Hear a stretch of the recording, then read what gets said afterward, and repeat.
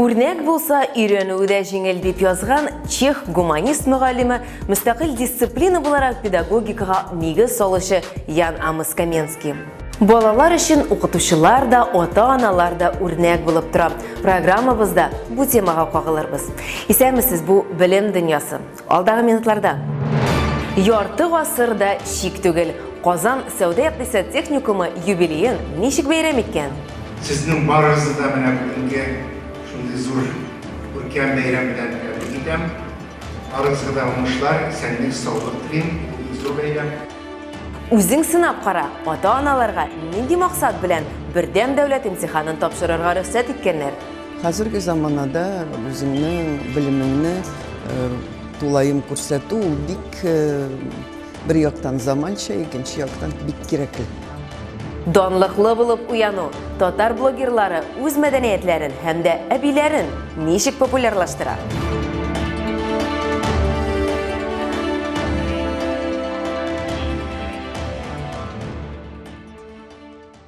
Казан сәуда-иқтисад техникумы ярты ғасырлык юбилейын билгеләп үтте. Кунакка тармак ветераннарын чакырып, туган көнендә уку йорты тантаналы концерт оештырды.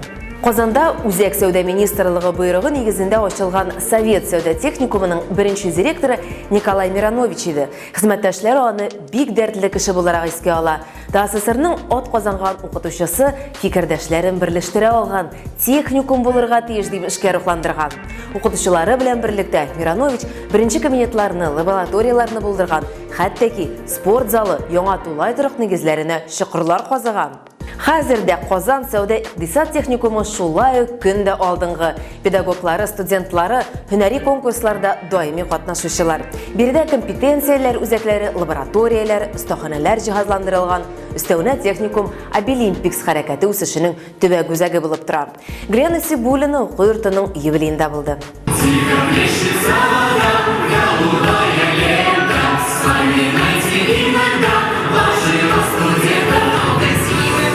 Танылган студентлар җырында туган уку йортын сагынып искә алу хисләре чагыла. Ә инде уку йортының зур бәйрәменә җыелу үзенә күрә бер искиткеч вакыйга. Шул сәбәпле Казан сәүдә-иқтисад техникумы үз юбилейына багышланган концерт белән ишекләрен ачты. Бүгенге тантаналы концертка күп кенә мөхтәрәм кунаклар җыелган. Алар техникумны 50 еллык юбилей белән тәбрик итәләр. Бу котлауларга Татарстан Республикасының Мәгариф һәм фән министры Илсур Хәдиуллин да кушылды. Hayırlı gün, hürmetli veteranlar, hürmetli okutuşular, hürmetli studentlar. Sizin barınızda da bana bugünkü şunday zor görkем beyram bilen tebrik etsem. Barınızga da uğuşlar, sənlik, sağlık dileyim. Bu zor beyram.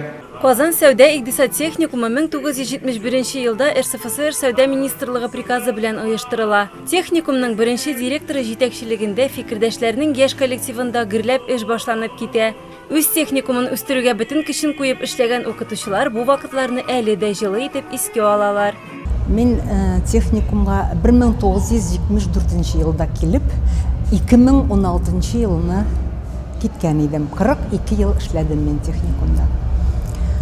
Менә беренче көннәрне алсаң инде анда яшь чаклар без килеп кердек техникумга. Безнең директорыбыз Миронович Николай Васильевич иде.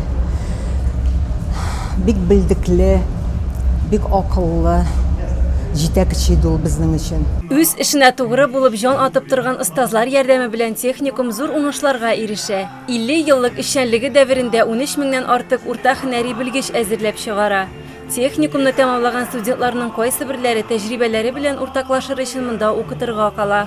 Миңа да бик укырга ошый иде. Мин укыган вакытта мин үземә бик күп әйбер алдым, күп нәрсәгә өйрәндем һәм шундый фикергә килдем. Минем дә студентларны ниндидер әйбергә өйрәтәсем килә. Техникумның тарихы зур вакыйгаларга бай. Әлеге уку йорты ресурс үзәге. Обилимпикс хәрәкәтен үстерүнең төбәк үзәге булып тора. World Skills линиясе буенча белгечләр әзерли. 5 тип юнәлеш буенча укытуны башкара. Ресторан хезмәте, пешекчелек, чәчтараш, фоторәсем, флористика. Студентлар төрле региональ һәм халыкара чемпионатларда актив катнаша. Мин монда 2нче ел гына укыйм, әмма хәзер уже ул миңа 2нче йорт сыман. Миңа шундый ошый укырга монда. Монда бик күп чаралар. Мин үзем пешекче булачакмын. Мин кичкенә вакыттан бирле хыялланган идем. нәк пешекче булырга, киләчәктә теге бәяк шеф-повар булып, үз ресторанымны ачарга. Бәйрәм концертында Татарстан Республикасы президенты указы белән техникум директоры Разия Савченконы фидакар хезмәте өчен медаль белән бүләкләделәр. Бу бүләк җитәкченең дә барлык коллективның да казанышларын зур бәяләү символы булып тора. Әйбәт остазлар, педагогик хезмәткәрләр, җитештерүгә өйрәтү осталары, булар барысы да техникумның төп байлыгы. Аларның эше илнең барлык тармакларында да кирәкле булган югары сыйфатлы кадрлар әзерләүдән тора. Мондый мөһим эш ахыр чиктә республика һәм тулаем ил иминлеген үстерүдә зур мөмкинлекләр бирә. Татарстанда ата-аналар тарафыннан бердәм дәүләт имтиханын тапшыру көне узды. Акциянең мәйданчыкларының берсе Казанның 183 номерлы гимназиясе булды. Башка ата-аналар белән бергә бирегә депутатлар, спортчылар, җәмәгать эшлекләре дә үзләренең рус телен белүләрен тикшерергә килде. Узган программада без быелгы чыгарылыш сыйныф укучыларын имтихан тапшырганда үзгәрешләр көтә дип сөйләгән идек. Иң мөһиме абитуриентларны психологик яктан әзерләү дип аңлаттык. Инде бу акциянең максаты булачак чыгарылыш сыйныф укучыларында имтиханнар алдыннан дөрес кәеф булдыру. Бердәм дәүләт имтиханын узу механизмнарына үзләре инанып, имтиханның куркыныч булмавын аңлап алган ата-аналар моңа ярдәм итәргә тиеш. Мәрсилә Искәндәрова да моңа инанды. Мәктәпне тәмамлауга һәм чыгарылыш имтиханнарына 2 ай ярым вакыт калды. Укучыларда киеренкелекне бетерү өчен бөтен ил буенча ата-аналар тарафыннан БДИ тапшыру көне акциясе узды. Казанның 183 номерлы гимназиясендә теләгән кеше имтихан биреп карады. Мондый акция инде 5нче ел үткәрелә. Монда инде без үзебезнең балаларыбызга ярдәмче булырга тырышабыз. Һәр гаиләдәге әти-әни шуның белән кызыксына, шуңа күрә бу имтиханнарның процессуаль өлеше, ягъни үткәрелеш, оештыру тәртибе бигрәк тә кызыксындыра безне. Чөнки бер яктан инде теге предметка әзерлек өлеше белән мәктәптә укытучылар аның белән шөгыльләнәләр. Бала 11 ел буе мәктәптә укый, предмет буенча кирәкле белемнәрен ала, ләкин менә шушы нәк имтиханның үзе, аның үткәрелеш тәртибе белән бала, укучы 11нче класста гына очраша. Татарстан мәгариф һәм фән министры Илсур Хадиуллин һәм ата-аналар белән бергә парта артында җәмәгатьчелекнең башка вәкилләре дә утырды. Алар арасында Татарстан иҗтимагый палатасы рәисе Зилә Вәлиева да бар иде. Быел республикада рус телен 16 меңнән артык чыгарылыш сыйныф укучысы тапшырачак. Имтиханга 2 көн, 3 һәм 4 июнь көннәре бирелә. Бу катгый антикат чараларын үтәү өчен кирәк. Әни буларак экзаменга килдем. Чөнки улым 11нче классны бетерә, 11нче сыйныфны бетерә. Баштан дулкынлану хисе кичердем, бер 10 минут шамасы, аннан соң ничектер үземне кулга алдым, бөтенләй язып чыктым. Менә үземне бүтән ракурста күрдем инде, укучы буларак, әллә ничә еллар элек яшь вакытка кире кайттым шикелле булды. Үзем имтихан биргән шул вакыттагы дулкынлануларны әзрәк тыярга туры килде. Былай әйткәндә бик авыр түгел. БДИда кайбер шикләүләр гамәлдә, шуңа күрә акциядә катнашучыларның барысының да сумкаларын беренче катта аерым кабинетта калдыруларын сорадылар. Телефоннарны металл детектор каршында аның янәшәсендәге хезмәткәрләр белән бергә урнаштырдылар. Сейчас же много споров ходит, нужно ЕГЭ или не нужно, очень многие. Ата-аналар арасында бик күп бәхәсләр йөри. Бик күп ата-аналар БДИ кирәк түгел дип зарлана. Мондый акция ата-аналарның имтиханның куркынычы юк икәнен аңласын өчен үткәрелә. Рус теле фәненнән тестта барлыгы 26 бирем һәм инша бирелгән. Ата-аналарга 2 тест күнегүләре һәм иншалар рәвешендә кыскартылган имтихан программасы тәкъдим ителде. Аларны үтәү өчен катнашучыларга 50 минут вакыт бирелде. Бик нык дулкынланмаска. Укыган, туплаган белем ул бары тик бер шундый яңа имтихан дибез, бер яктан ул тагы да бер җаваплы дәрес. Бу дәрестә инде син үзең сөйлисең, укытучы лекциясы гына түгел, син үзеңне күрсәтәсең. Шуның өчен хәзерге заманада үзеңнең белемеңне тулаем күрсәтү ул бик бер яктан заманча, икенче яктан бик кирәкле. Әлеге чараның максаты мәктәп укучыларына һәм ата-аналарга бәди тапшыруга әзерлекнең ничек узуын һәм әлеге системаның ничек оештырылуын күрсәтү. Катнашучылар шулай ук Роспотребнадзор таләпләрен искә алып, имтихан үткәрү өчен нинди шартлар тудырылганын күрә. Температураны, битлекне, санитайзерларны үлчәү, аудиторияләрне җиләтү һәм башка пунктлар. Моннан 40 ел үткән, 40 ел элек булган хисләр кичердем. Чөнки мәктәпне бетергәнгә инде кернеп тиздән 40 ел була торгандыр безнең. Вакыт үтә. Менә ничек без билетлар белән тапшырган идек, аңа бит әзерләнеп барасың, әле билеп барасың. Анда 35-40 билетның һәр билетта ишәр сорау.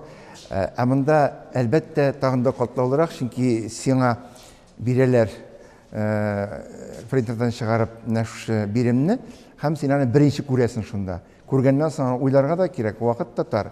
Әлбәттә монда без тиз генә арада инде кыскартылган вариантны эшләп карадык. Булай, әгәр дә укысаң, мин уйлыйм, балаларга, алар бит әле яшьләр, аларның башлары да яхшы эшли, хәтерләре дә әйбәт, күзләре дә яхшы күрә.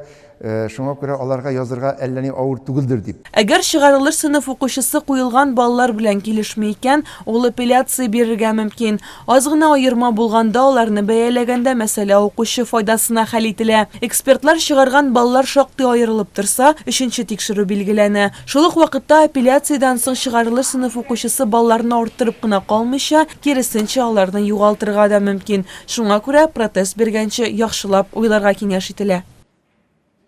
Татарстанда татар халкы тарихы буенча телевизион олимпиаданы үткәрергә ниятлиләр. Бу ничек булачак, алга таба сөйләрбез. Атна сайын кызыклы тәнәфес рубрикасында авторы Нияз Рахман мәгариф дөньясыннан иң гадәти булмаган яңалыклар белән уртаклаша.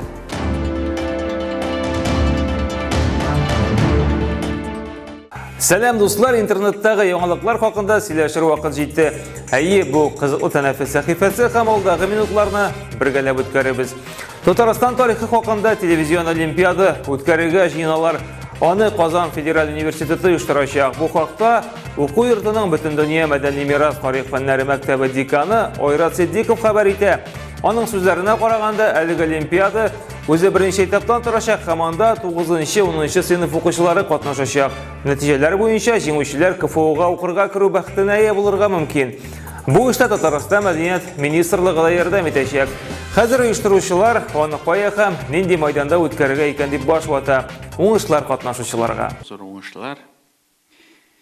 Бәхетле киләчәк телим. Мәктәпкә куркыныч юлаша. Дагыстанның Хушы тавылы балалары көн саен җитди сынау аша уза. Аларны мәктәпкә әйтә торган юлы диңгездән 2000 метр биеклектә. Куркыныч тау сукмага аша үтә. Читтән караганда бу гади сукмак кебек, ләкин бик куркыныч төелгәннәр. Кая барасың? Авылда башка юл юк. Укучылар җыя 12 чакрым үтә, ә букчаларын тауга ишәк белән алып менәләр икән.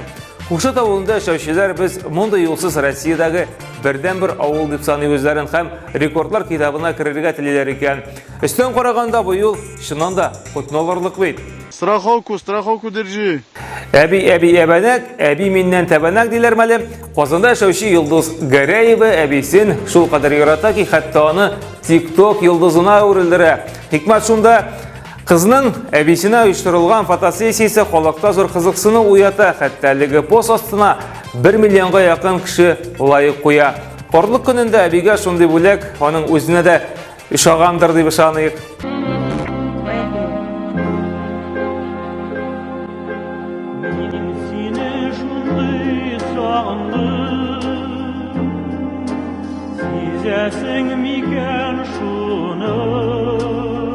Бүгінгі менә шулар, очрашырбыз.